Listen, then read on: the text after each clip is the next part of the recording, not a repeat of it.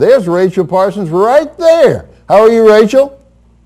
And how are you? Oh, I'm good here. Actually, we have the air conditioner on. Wow, we're jealous over here on this side of the country. Well, you don't have any snow. No snow, actually 65 degrees today. We're very happy about that. We're thawing out here in Northern Virginia. Yeah, you're looking more summer-like each time that we see you, actually. I hope I can continue to do that. Okay, now, you know, a lot of us have this impression of the Humane Society.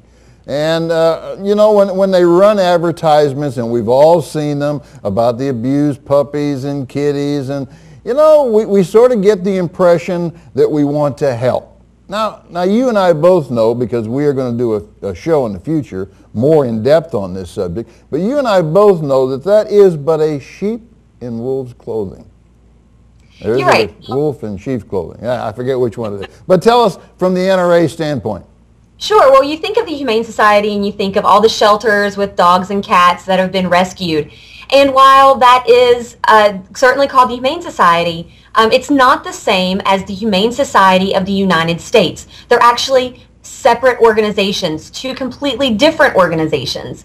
And when you see commercials on TV sponsored by the Humane Society of the United States with dogs and cats in their commercials, that is wrong. They do not have anything to do with rescuing dogs and cats or animal shelters. What their main priority is to ban all hunting in the United States. So remember, when we're talking about the Humane Society with dogs and cats, that's a totally separate organization than what we're talking about right now, which is the Humane Society of the United States. And this organization has been on record over and over and over again that their main goal is to ban hunting in all hunting species all across the country.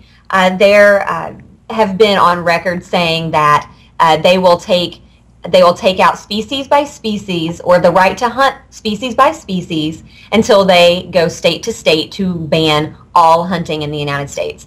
So that's their main primary goal. They're very crafty when they do that. They're very, very well funded, because lots of folks out there want to help dogs and cats and want to help rescue centers, but that's not what this organization does. Yeah, and as a matter of fact, I did go to the NRA ILA page, and you do have some interesting statistics here that they spend probably $120 million a year in lobbying and litigation against hunting. That's pretty right. Shocking. That's that a big is shocking, number. And they've been very successful. Because of their efforts, they've managed to ban dove hunting in Michigan. I mean, doves are the #1 bird that is hunted in this country. The most popular hunted bird in this country is doves, but there is a dove hunting ban in Michigan. They were successful in having a bear hunting ban in New Jersey. Now New Jersey is receiving more nuisance bear complaints than they've ever received before. We're hoping that now that there is a change in leadership in New Jersey, we can again get a short-term bear hunting season on the books in New Jersey. But right now, there is a all-out, complete bear hunting ban in New Jersey. This organization has been on record saying that they just want I just want to use the correct terms. They just want to go after the most inhumane and unsporting-like hunting. But when we talk about, they have also been on record wanting to keep and go state to state to make sure that there are Sunday hunting bans. What's unsportsmanlike and inhumane about Sunday hunting? As you know, working every day, sometimes Saturdays and Sundays are the only days you have to go hunting. So, this is still something that is banned in 7 states across the country, is hunting on Sundays. HSUS is interested in moving that forward and making sure that you can't go hunt on Sundays. They have been at the forefront of the lead ammunition bans. They want to ban the use of all lead ammunition in all hunting all across the country, and they've been successful in that in California.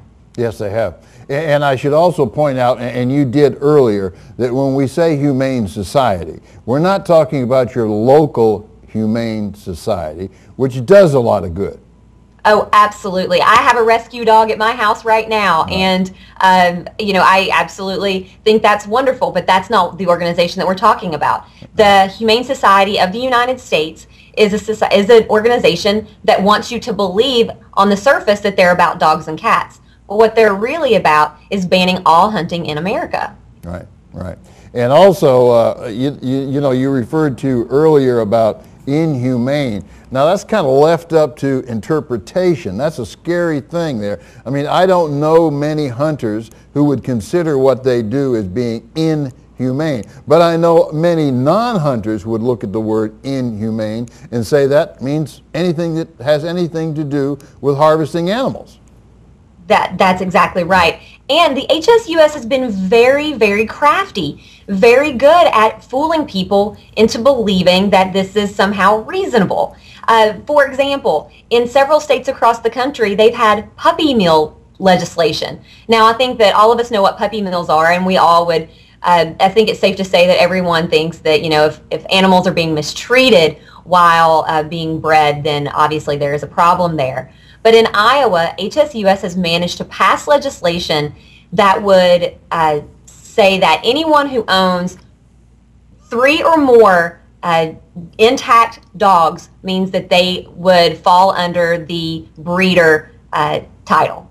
So you would need to register as a breeder if you have more than 3 dogs that are intact. All right, and this was a big controversy in California, as a matter of fact. It was all about hunting dogs and Sure. and how they're kept, and it became actually a very ridiculous argument, and we need to be on the alert all around the country and separate that again from local humane shelters and refer to that USHS Society, which is actually the wolf in sheep's clothing that we're talking about. Now, as I said earlier, though, we're actually going to do a show on this because our research staff has come up with some interesting statistics here. And I'm just going to read this to you. I'm sure you're aware of it, Rachel, but I'll bet many of our viewers are not.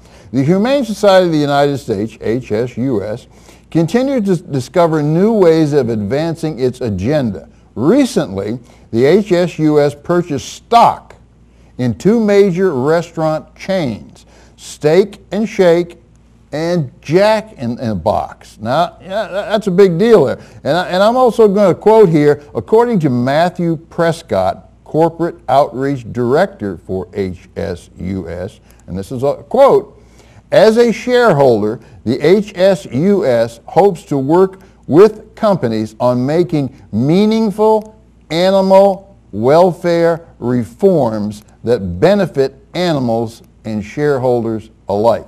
Now, my God, what does that mean? Does that mean that the menus are going to change?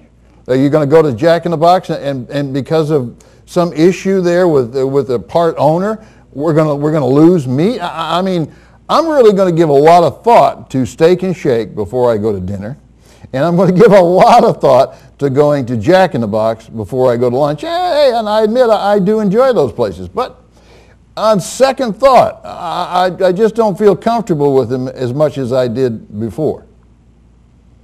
Absolutely. And just to kind of back up on some of that stuff, Wayne Pacelle, the president of the Humane Society of the United States, has been on record being quoted by folks like the Associated Press saying if we could shut down all sports hunting in a moment, we would. Another one is, our goal is to get sport hunting in the same court category as cockfighting and dogfighting. Our opponents say hunting is a tradition. We say traditions can change. Right. That right there says it all. It certainly does, and those words, viewers, we should all take to heart because this is coming from HSUS themselves. They are not our friend, okay? As simple as that. They are not our friend. They're working against us. They're going to contribute to taking your guns and your hunting rights away.